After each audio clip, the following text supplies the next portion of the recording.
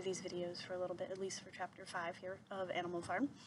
And what you're going to do is that you'll see you're on Play Pause It right now, and there will be questions that will pop up as I'm reading. It will pause the video, and then you will see questions pop up on the side, discussion questions. This is just the chapter 5 reading of Animal Farm, so it will stop, or we'll pause in certain areas that I want to ask discussion questions, so you can watch this video at your leisure. You do not actually have to listen to the entire thing. You can stop, pause, answer questions, do what you need to do here. So we're going to test this out, see how it works. If it works, great. If not, well, we'll try something new. Okay, so once again, this is the reading for chapter 5 of Animal Farm. As winter drew on, Molly became more and more troublesome. She was late for work every morning and excused herself by saying that she had overslept, and she complained of mysterious pains, although her appetite was excellent. And on every kind of pretext, she would run away from work or go to the drinking pool, where she would stand foolishly gazing at her own reflection in the water. But there were also rumors of something more serious. One day, as Molly strolled blithely into the yard, flitting her long tail and chewing on a stalk of hay, Clover took her aside. "Molly," she said, "I have something very serious to say to you. This morning, I saw you looking over the hedge that divides Animal Farm from Foxwood. One of Mr. Plinkington's men was standing on the other side of the hedge, and I was a long way away, but I'm almost certain that I saw this. He was talking to you, and you were allowing him to stroke your nose. What does that mean, Molly?" "He didn't! I wasn't! It isn't true!" cried Molly, beginning to prance about and paw the ground. "Molly, look me in the face. Do you give me your word of honor that man was not stroking your nose?" "It isn't true!" repeated Molly, but she could not look Clover in the face, and the next moment she took to her heels and galloped away into the field. A thought struck Clover. Without saying anything to the others, she went to Molly's stall and turned over the straw with her hoof. Hidden under the straw were a little pile of lump sugar and several bunches of ribbon of different colors. 3 days later, Molly disappeared. For some weeks, nothing was known of her whereabouts. Then the pigeons reported that they had seen her on the other side of Willington. She was between the shafts of a smart dog cart painted red and black, which was standing outside a public house. A fat, red-faced man in check breeches and good gaiters, who looked like a publican, was stroking her nose and feeding her with sugar. Her coat was newly clipped, and she wore a scarlet ribbon around her forelock. She appeared to be enjoying herself, so the pigeons said. None of the animals ever mentioned Molly again. In January, there came bitterly hard weather. The earth was like iron, and nothing could be done in the fields. Many meetings were held in the big barn, and the pigs occupied themselves with planning out the work of the coming season. It had come to be accepted that the pigs, who were manifestly cleverer than the other animals, should decide all the questions of farm policy, though their decisions had to be ramified by a majority vote. This arrangement would have worked well enough if it had not been for the disputes between Snowball and Napoleon. These two disagreed at every point where disagreement was possible. If one of them suggested sowing a bigger acreage with barley, the other was certain to demand a bigger acreage of oats. And if one of them said that such and such a field was just right for cabbages, the other would declare that it was useless for anything except roots. Each had his own following, and there were some violent debates. At the meetings, Snowball often won over the majority by his brilliant speeches, but Napoleon was better at crevassing support for himself in between times. He was especially successful with the sheep. Of late, the sheep had been taken to bleating 4 legs good, 2 legs bad, both in and out of season, and they often interrupted the meeting with this. It was noticed that they were especially liable to break into 4 legs good, 2 legs bad at crucial moments in Snowball's speeches. Snowball had made a close study of this some back numbers of the Farmer and Stock Breeder, which he had found in the farmhouse, and was full of plans for innovations and improvements. He talked learnedly about field drains, silage, and basic slag, and had worked out a complicated scheme for all of the animals to drop their dung directly in the fields, at different spots every day, to save the labor of the cartage. Napoleon produced no schemes of his own, but said quietly that Snowball's would come to nothing, and seemed to be biding his time. But all of their controversies, none was so bitter as the one that took place over the windmill. In the long pasture not far from the farm buildings, there was a small knoll which was the highest point on the farm. After surveying the ground, Snowball declared that it was just the place for a windmill, which could be made to operate a daimyo and supply the farm with electrical power. This would light the stalls and warm them in winter, which would also run a circular saw, a shaft cutter, a Mongol slicer, and an electric milking machine. The animals had never heard of anything of this kind before, for the farm was an old-fashioned one and had only the most primitive machinery. They listened in astonishment while Snowball conjured up pictures of fantastical machines which would do their work for them while they grazed at their ease in the fields, or improved their minds with reading and conversation. Within a few weeks, Snowball's plans for the windmill were fully worked out. The mechanical details came mostly from 3 books which had belonged to Mr. Jones. 1,000 Useful Things to Do About the House, Every Man His Own Bricklayer, and Electricity for Beginners. Snowball used as his study a shed which had once been used for incubators and had a smooth wooden floor suitable for drawing on. He was closeted there for hours at a time, with his books held open by a stone and with a piece of chalk gripped between the knuckles of his totter. He would move rapidly to and fro, drawing in line after line and uttering little whimpers of excitement. Gradually, the plans grew into a complicated mass of cranks and cogwheels covering more than half the floor, which the other animals found completely unintelligible, but very impressive. All of them came to look at Snowball's drawings at least once a day. Even the hens and ducks came, and were just at pains not to tread on the chalk marks. Only Napoleon held aloof. He had declared himself against the windmill from the start. One day, however, he arrived unexpectedly to examine the plans. He walked heavily around the shed, looked closely at every detail of the plans, and snuffed at them once or twice, then stood for a little while contemplating them out of the corner of his eye. Then suddenly he lifted his leg, urinated all over the plans, and walked out without uttering a word. The whole farm was deeply divided on the subject of the windmill. Snowball did not deny that to build it would be a difficult business. Stone would have to be carried and built up into the walls, then the sails would have to be made, and after that there would be need for daimyos and cables. How these were to be procured, Snowball did not say, but he maintained that it could be done in a year. And thereafter, he declared, so much labor would be saved that the animals would only need to work 3 days a week. Napoleon, on the other hand, argued that the great need of the moment was to increase food production, and that if they wasted time on the windmill, they would all starve to death. The animals formed themselves into 2 factions under the slogans, "Votes for Snowball," and the 3-day work week, and "Vote for Napoleon," in the full manger. Benjamin was the only animal who did not side with either faction. He refused to believe either that food would become more plentiful or that the windmill would save work. Windmill or no windmill, he said, life would go on as it always had gone on. That is, badly. Apart from the disputes over the windmill, there was the question of the defense of the farm. It was fully realized that the human beings had been defeated in the Battle of the Cowshed. They might make another or more determined attempt to recapture the farm and reinstate Mr. Jones. They had all the more reason for doing so because the news of their defeat had spread across the countryside and made the animals on the neighboring farms more restive than ever. As usual, Snowball and Napoleon were in disagreement.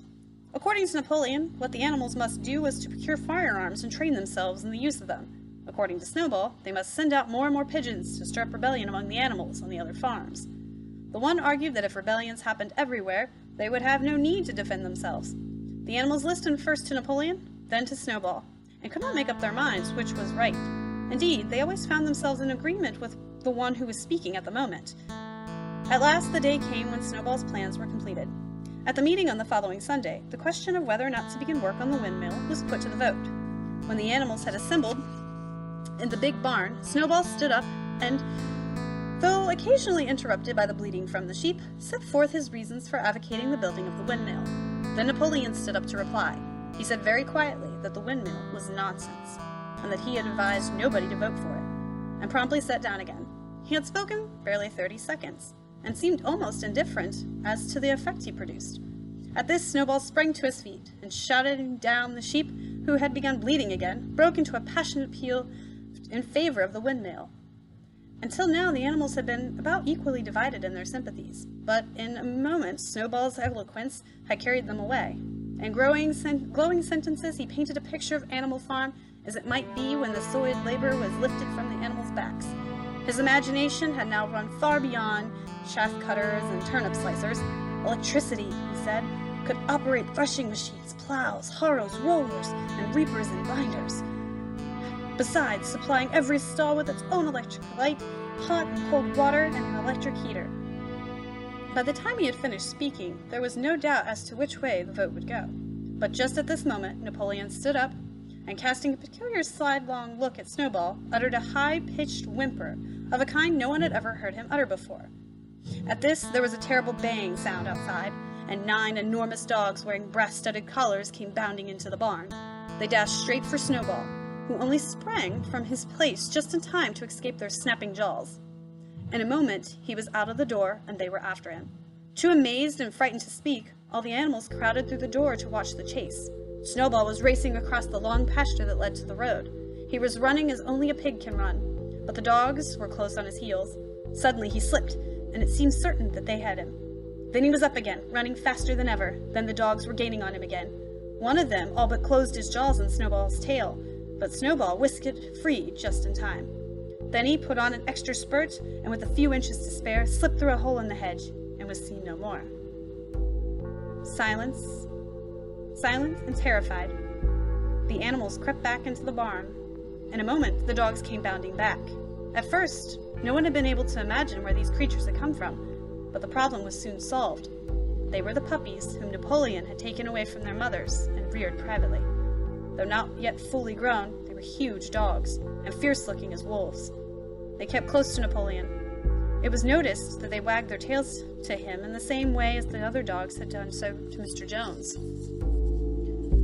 Napoleon, with the dogs following him, now mounted on the raised portion of the floor where Major had previously stood to deliver his speech. He announced that from now on the Sunday morning meetings would come to an end.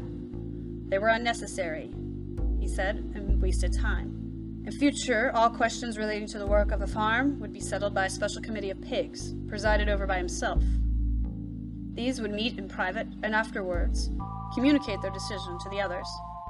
The animals would still assemble on Sunday mornings to salute the flag, sing Beast of England, and receive their orders from the week, but there would be no more debates. In spite of the shock that Snowball's expulsion had given them, the animals were dismayed by this announcement. Several of them would have protested if they could have found the right arguments. Even Boxer was vaguely troubled. He set his ears back, shook his forelock several times, tried hard to marshal his thoughts, but in the end, he could not think of anything to say. Some of the pigs themselves, however, were more articulate. 4 young porkers in the front row uttered shrill shrieks of disapproval, and all 4 of them sprang to their feet and began speaking at once. But suddenly the dogs sitting around Napoleon let out deep, menacing growls, and the pigs fell silent and sat down again. Then the sheep broke out in a tremendous bleating of 4 legs good, 2 legs bad, which went on for nearly a quarter of an hour and put an end to any chance of discussion. Afterwards, Squealer was sent around the farm to explain the new arrangement to the others. "Comrades," he said, "I trust that every animal here appreciates the sacrifice that Comrade Napoleon has made in taking his extra labor upon himself. Do not imagine, comrades, that leadership is a pleasure.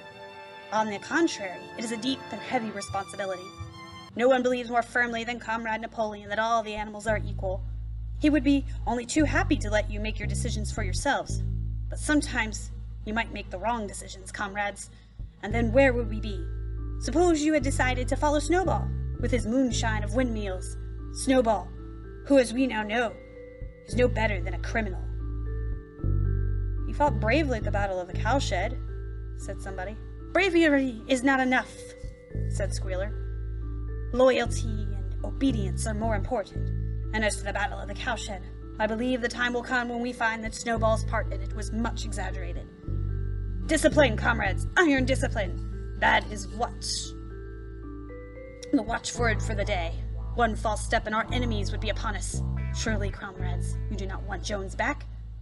Once again, this argument was unanswerable. Certainly animals did not want Jones back. If the holding of debates on Sunday mornings was liable to bring him back, then the debates must stop. Boxer, who had now time to think things over, voiced the general feeling by saying, "If Comrade Napoleon says it, it must be right." From then on, he adopted the maxim, "Napoleon is always right," in addition to his private motto of, "I will work harder." By this time, the weather had broken and the spring plowing had begun. The shed where Snowball had drawn his plans of the windmill had been shut up, and it was assumed that the plants had been rubbed off the floor. Every Sunday morning at 10 o'clock, the animals assembled in the big barn to receive their orders for the week. The skull of Old Major, now clean of flesh, had been disinterred from the orchard and set up on a stump at the foot of the flagstaff beside the gun. After the hoisting of the flag, the animals were required to file past the skull in a reverent manner before entering the barn. Nowadays, they did not sit all together as they had done in the past.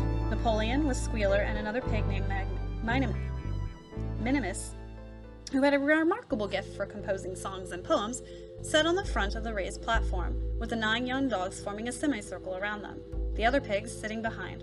The rest of the animals sat facing them in the main body of the barn.